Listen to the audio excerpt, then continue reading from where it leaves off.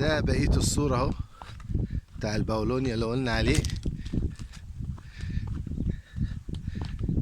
باولونيا عربي في الامارات، اسرع غطاء نباتي لصحراء الامارات، وافيد غطاء نباتي للبراري.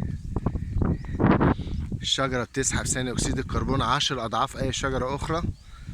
الشجرة فيها ورد كتير جدا، وفي حبوب لقاح كتيرة جدا، تقدر تعمل عليها عسل، ويتنفس عليها طبعا النحل اللي في البراري اللي في الطبيعة، أهم مخلوق على وجه الأرض.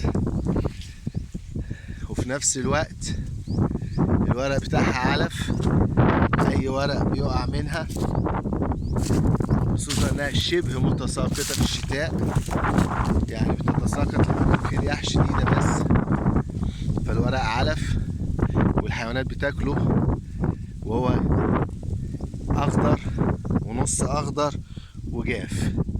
الورد أهو أبيض في خطين صفر وفي روز، لون الروز ده، وقلنا مع الوقت بيتحول. ده طبعا الجاف أهو، ده نسبة البروتين فيه من 18 ل 22%. ده مثلا نص جاف تبقى أقل شوية، وطبعا أخضر تبقى أقل شوية. صور من الباولونيا بعد أول صيف، بعد أول صيف تربية الجدر.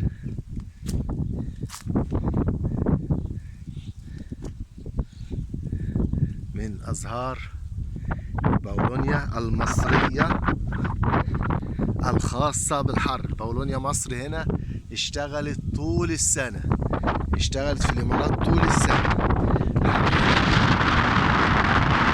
السنة 45 ل 50 درجة، من 45 عشان كده اشتغلت جدا. صنف باولونيا عربي الخاص بالمناخ الحار، الخاص بالدول العربية، الشرق الأوسط، دول الخليج.